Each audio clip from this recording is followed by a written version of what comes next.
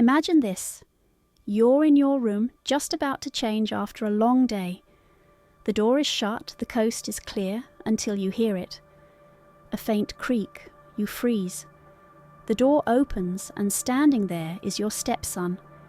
Your heart races, but what's worse, he's not just standing there. You realize he's staring. What do? Is it too late to fix this? The next few minutes could change everything. Stick with me. You'll want to hear the full story. It was supposed to be just another ordinary day, one of those moments where everything feels like it's falling into place after a long, exhausting stretch of events. I had just returned home after what seemed like a never-ending series of meetings and phone calls. All I wanted was some time to myself, a few minutes to unwind in the comfort of my room, and a sense of peace before I had to face the rest of my evening. A glass of wine, maybe a bath, and the kind of calm you only get when the house is empty, everyone's busy, and it's just you and your thoughts. I closed the door behind me and took a deep breath. It had been a hectic day at work. Too many things on my mind, too many people needing too much of my time. All I wanted was to strip away the weight of the day. I was feeling that tug in my chest, that craving for solitude, for privacy, things that I thought would be easy to get. After all, I was alone in my room, or at least that's what I thought. I took off my jacket, tossing it onto the bed, the fabric feeling like a heavy burden I didn't need anymore. Slowly I began to unbutton my shirt. It had been one of those tight, uncomfortable styles. Fitting, yes, but meant for business, not comfort. The sensation of peeling it off felt liberating. With every button I undid, a small wave of relief washed over me. There was something incredibly intimate about this moment, this act of disrobing. It wasn't just about the physical removal of clothes, it was about shedding the stress of the day. I slid my shirt off my shoulders and let it fall to the floor. I felt my skin begin to breathe again. This was my time. This was supposed to be my space. I could take my time. No one was going to walk in, interrupt, or ask me 1,000 questions. For a moment I forgot about everything else. But then I heard it. A soft creak. I froze, the sound so faint I thought maybe it was just in my mind. My heartbeat quickened slightly, my skin still flush from the warmth of the room and the release of the day's tension. I glanced toward the door, wondering if it was the house settling. I turned back to face the mirror, trying to shake the sudden feeling of unease, but then I heard it again, this time louder. The door creaked, that unmistakable sound of something or someone moving quietly toward me. My breath caught in my throat. My eyes darted to the door. There was no mistaking it now. Someone was coming closer. I wasn't just alone in my space anymore. I didn't panic. At least, not right away. But I couldn't ignore the nagging thought that had just crept into my mind. Who was it? Could it be my stepson? He usually came home at this hour, but surely he knew I'd be in here, right? The door was closed. I'd made sure it was locked earlier, or so I thought. Had I forgotten? A brief wave of frustration crossed my mind. I wasn't upset with him, of course. It was just the principle of privacy. Everyone needed their space. That moment of freedom I'd carved out for myself now felt invaded. I stood still, waiting. Maybe he would turn around, realize the door was closed, and walk away. Maybe I had misheard. Maybe he would knock before entering, as he had done countless times before. But then, the door, the very thing that had kept me tucked away in my quiet personal world, shifted ever so slightly. It didn't open wide, not yet, but it was enough to see a sliver of space, enough to know someone was standing right on the other side. My heart skipped a beat. I couldn't believe it. I hadn't heard him walk in, hadn't seen him approach. There was no sound of footsteps, no preamble. just the door opening, and then I saw him. He didn't speak immediately. It was one of those moments when everything around you feels like it's moving in slow motion. His eyes met mine. There was a hesitation in them, like he didn't know whether to step in further or turn and walk away. But the door was still open, just enough for us to be connected by that sliver of space. And in that moment I could feel everything, the tension, the confusion, the growing weight of the situation. His face was frozen in place, caught between surprise and something I couldn't quite place. It was as though he had been caught in an unplanned moment, a moment he didn't expect but now couldn't escape. His mouth opened, but no words came out.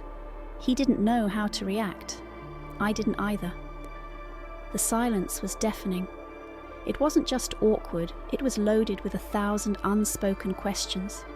His gaze lingered on me, just enough for me to feel the gravity of it. The intensity of his look made my stomach tighten, my pulse quicken. It wasn't a look of disgust or even confusion, it was something else, something deeper. But what? Was he embarrassed? Was I embarrassed? I wasn't sure anymore. There was a strange mix of emotions swirling inside me. The moment had caught me off guard. I had been so sure of my privacy.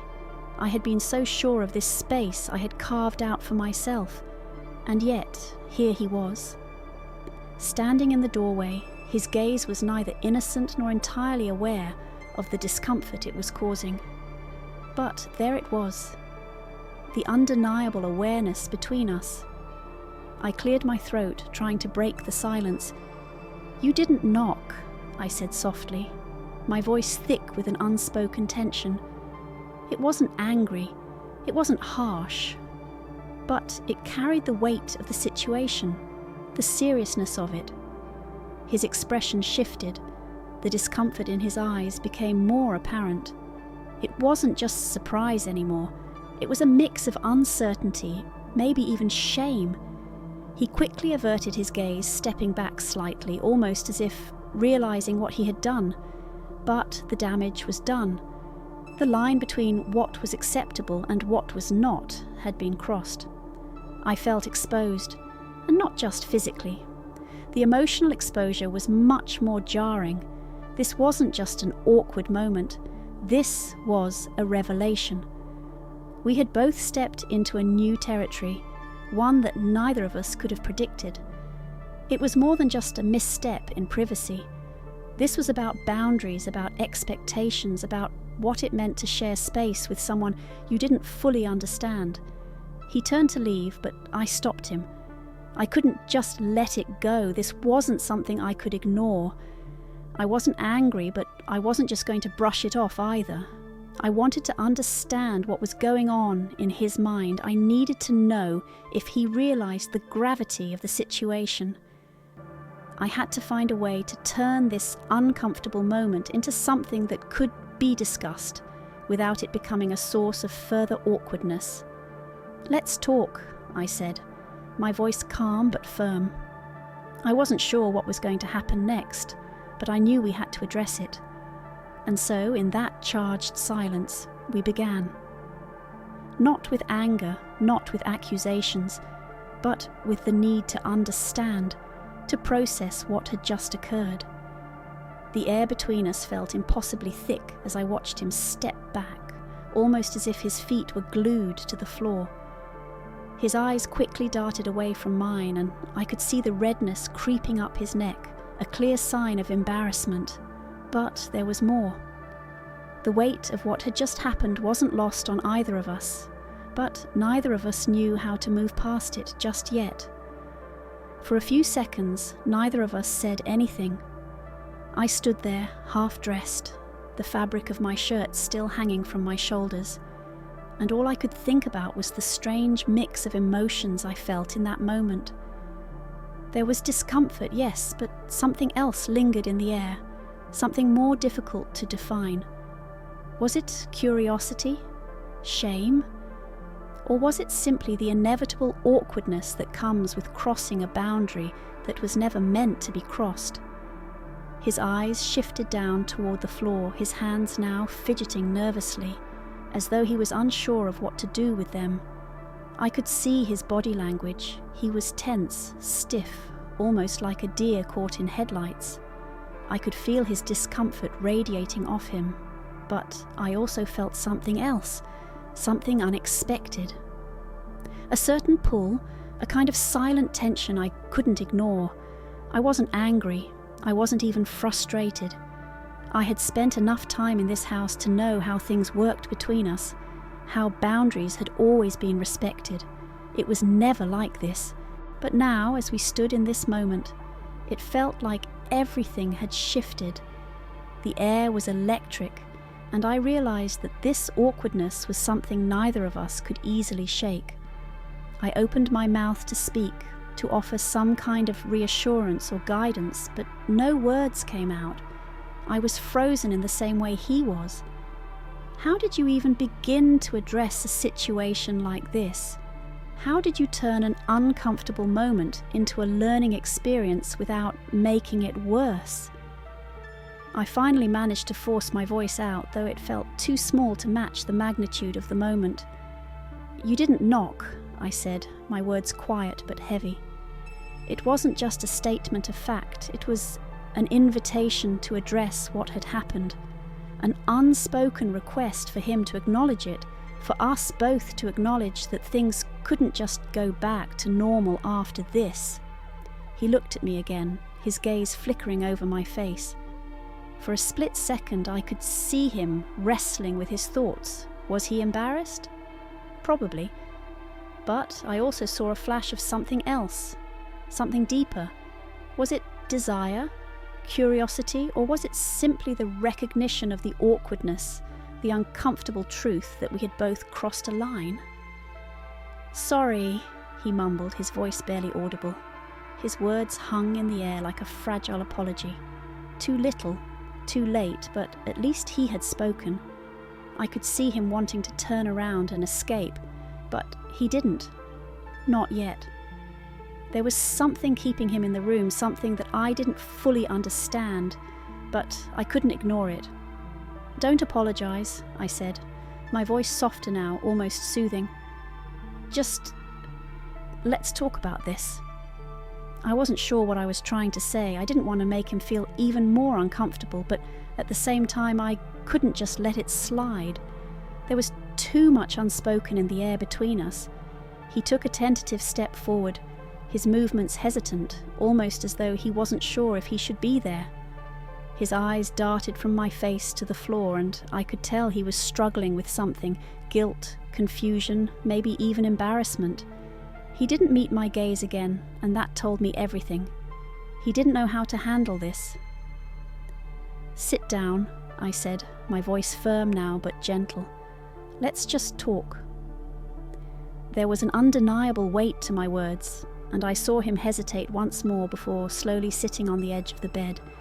His body was stiff, his posture rigid, as though he was waiting for the other shoe to drop. The room felt too small, too cramped for both of us, and the air still hung heavy with the tension of the moment. I pulled the chair closer to him, sitting just a few feet away. The distance between us seemed like miles. It was strange. Normally we would share a laugh, talk about how our day went, or just pass the time in the same space without any real thought. But now, everything felt different. The line between the casual stepmother and stepson dynamic had been blurred in the most unexpected way. "I don't want this to be awkward," I began, though I wasn't sure if my words were reaching him. "But we have to acknowledge what just happened. This wasn't just a small mistake. There are boundaries, and we both know that." He nodded slowly, but the expression on his face was distant, like he was still trying to process what had just happened. He didn't speak, but I could see the discomfort in his eyes. It was written all over his face, but there was something else there too, something I hadn't expected. "I'm not angry with you," I said. hoping my voice carried the right level of calm.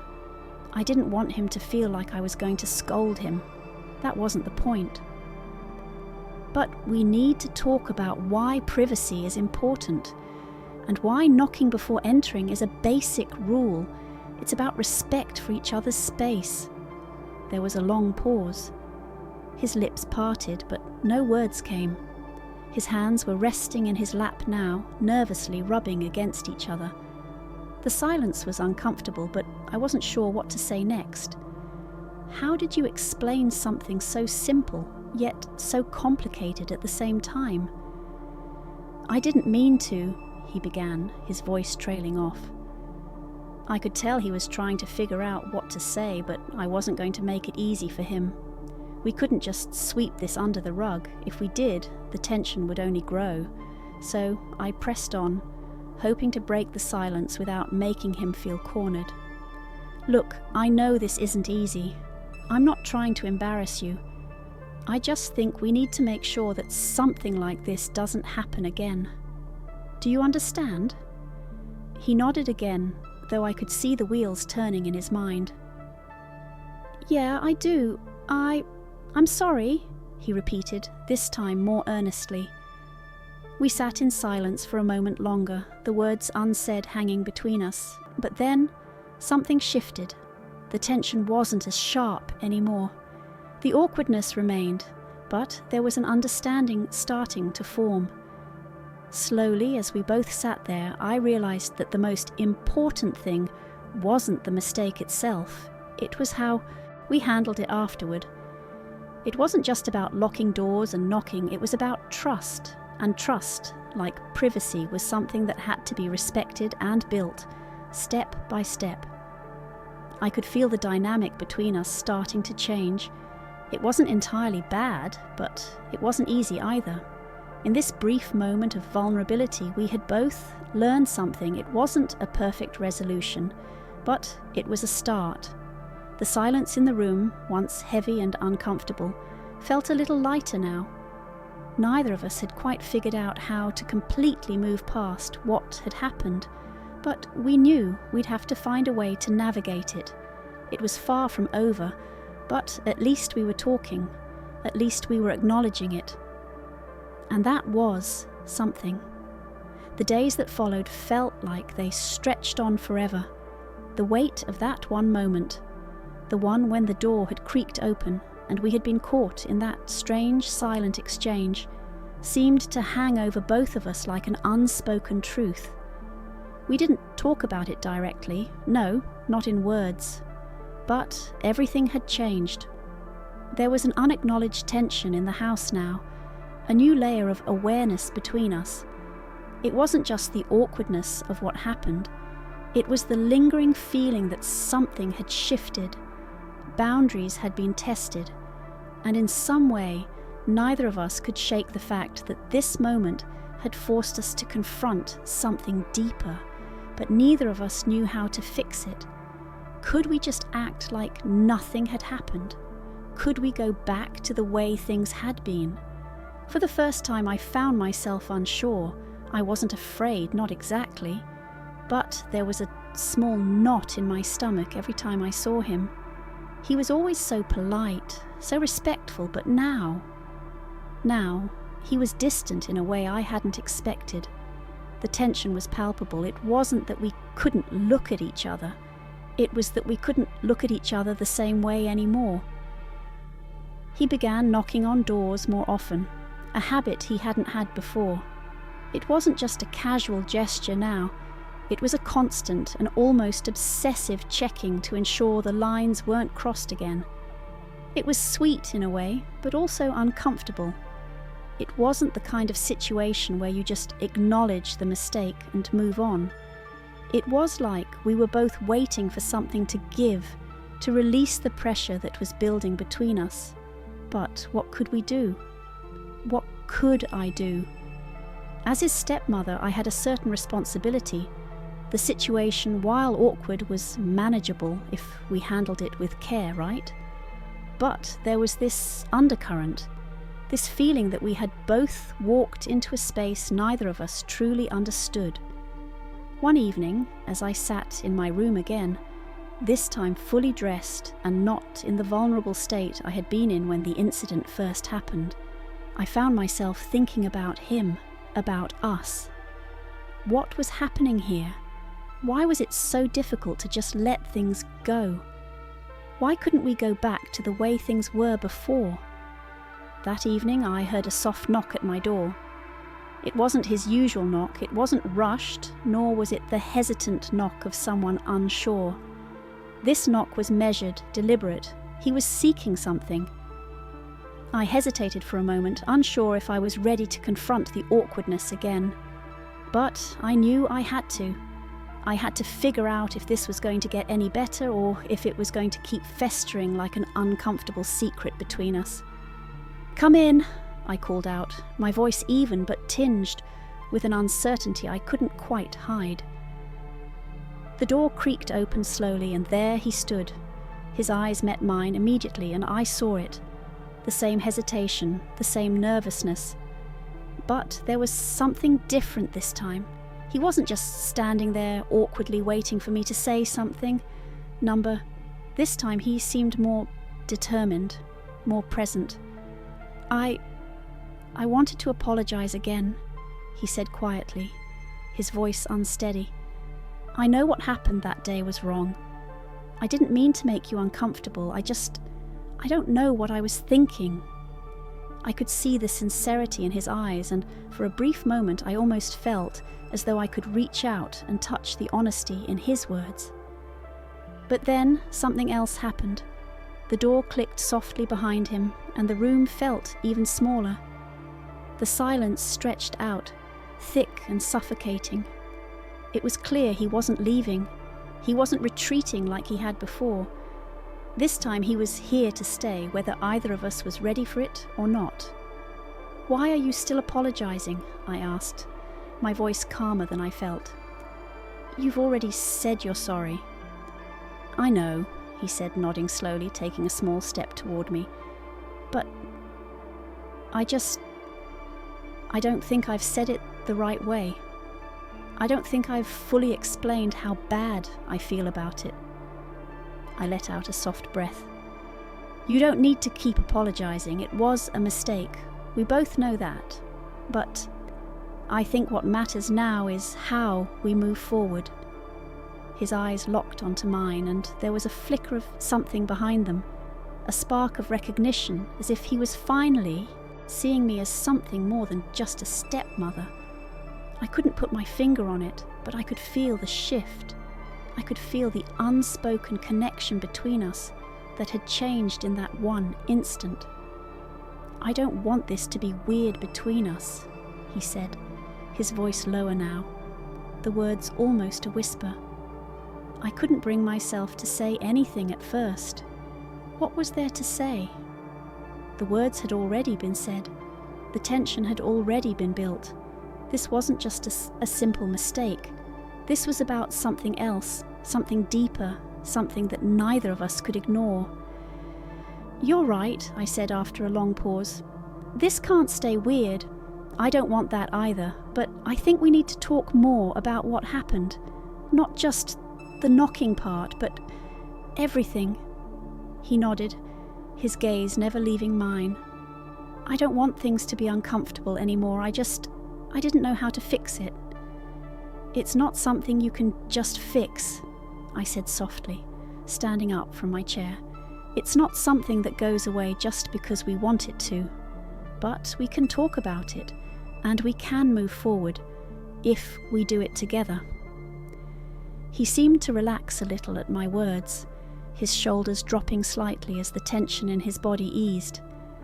He took a deep breath, and for the first time since the incident, I saw him smile. It wasn't a full smile, not yet, but it was a beginning. "I don't want things to be weird either," he repeated, and this time there was a hint of certainty in his voice. I took a step toward him, just a small movement, but enough to close the distance between us. "We'll figure it out," I said, offering him a smile in return. "We have to, but it starts with honesty, with communication, and maybe even with vulnerability. He was standing in my backside. He put something inside me. I feel better. I saw him nod again, his eyes softening. He didn't look away this time, not out of embarrassment or fear, but out of something else. Maybe it was the shared understanding of what we had both been through, the awkwardness, the confusion, the uncertainty. We didn't say anything else for a few moments. We just stood there, side by side, letting the silence settle between us. It wasn't uncomfortable this time. It wasn't charged with tension or awkwardness. It was just still. And in that stillness, I realized something. We were moving forward. We were starting to rebuild the trust that had been tested in a way neither of us had expected. I had no idea where this would lead, no idea what would come next. But for the first time since that moment when the door opened, I felt like we were finally on the same page, and that was all that mattered. Over the following weeks, things began to feel somewhat more normal. It wasn't perfect, not by any means, but there was a gradual, almost imperceptible shift in the air between us. The heaviness that had once clouded our interactions seemed to dissipate, though it never quite disappeared entirely. It was as if we were both moving cautiously around an unspoken truth, acknowledging it without explicitly naming it.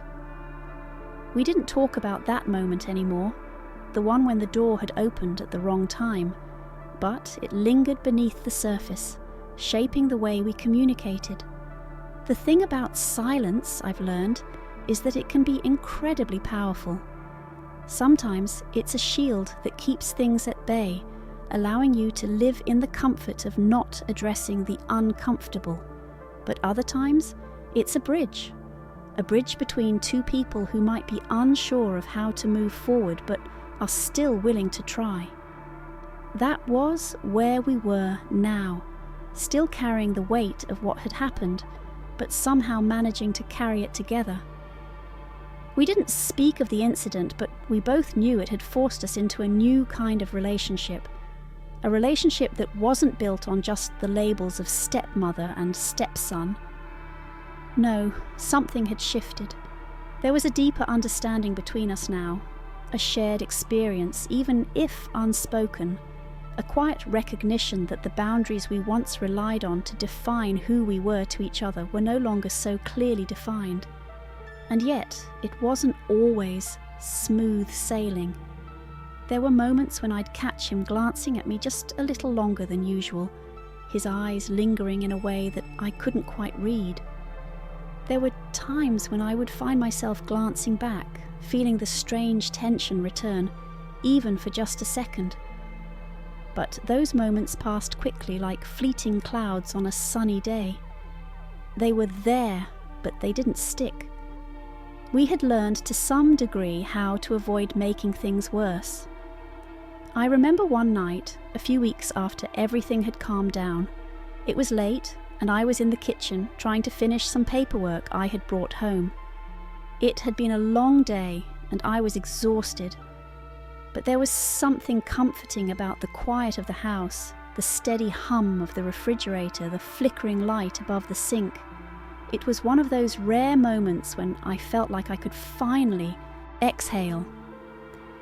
Then I heard the soft sound of footsteps approaching. I turned, surprised to see him standing in the doorway. His face was calm, his expression unreadable. He was no longer the awkward, uncomfortable version of himself that had appeared in my room that night. He had changed. But the change wasn't dramatic, it was subtle, like the difference between dusk and nightfall. Small, gradual, but still noticeable. "Hey," he said, his voice low but not heavy. "Got a minute?" I nodded, gesturing for him to come in. He stepped closer, and we both found ourselves standing at opposite ends of the small kitchen island, the space between us a reminder of the distance that had been created, but also a comfort. It wasn't the kind of distance that felt cold or distant. It was a distance we had learned to navigate, one that came with understanding. "I've been thinking," he began, looking at the papers on the counter, "about how things have been since that day. I guess I just wanted to say thanks for not making it worse. I didn't know what to say to that. You don't need to thank me, I replied, keeping my voice steady. I think we both just handled it the best we could. He nodded, the tension in his shoulders easing slightly. Yeah, I guess we did. There was a brief silence before he continued. I know I've been distant since then, but I've been trying to figure out how to act around you now. It's not easy, you know. I couldn't help but smile softly at his honesty. I get it, I said, meeting his gaze. It's been hard for me too, but we don't have to pretend like everything's normal right away. Things like this take time. I know, he said, running a hand through his hair. I just don't want you to think I'm avoiding you or anything. I don't want things to be weird. I guess I just don't know how to fix it. I don't think you have to fix anything, I replied. I think we just have to give it time and be okay with the fact that it's going to feel a little strange at times. But we'll figure it out. He nodded again, and for the first time in weeks, we both seemed to let out a collective breath. The tension that had been there, unspoken, uncertain, was starting to dissipate. It wasn't gone completely, but it was easier to be in the same room, easier to speak, to communicate without the constant weight of that one moment hanging over us. Later that evening, as I made dinner and we sat down to eat, the conversation shifted. We didn't discuss the past anymore. There was no need. We were both learning to create a new dynamic, one where we could exist in the same space without that lingering discomfort. He talked about his day, about his school, his friends, the things that made him laugh. It was normal, casual. It was, in many ways, a return to what we had before the incident. But it wasn't the same, and I didn't want it to be. There had been an unspoken change, a transformation in the way we interacted, and I didn't mind it. We didn't need to return to the old version of us. What we needed was a new understanding, a new way of moving forward. And so, as the weeks passed, we began to settle into this new rhythm. We didn't rush it. We didn't force it. We just took it one day at a time, knowing that things would eventually settle, and when they did, we were stronger, more understanding, more aware of each other's boundaries. That's the thing about relationships, I suppose. They're not always defined by the moments that cause them to break. They're defined by how you repair them, by the time you take to acknowledge the awkwardness, to sit with the discomfort, and to say, it's okay, we'll get through this. And that's exactly what we did. We moved forward, not by pretending nothing had happened, but by accepting that sometimes things get complicated. Sometimes things happen that you don't expect, and they change the dynamic between two people. But as long as you're willing to work through it, willing to communicate, to be honest with each other, you'll find a way. I think we both realized that in the end. There was no perfect resolution, no magic fix that could erase the awkwardness or erase the tension, but there was a way forward, and that was enough for both of us.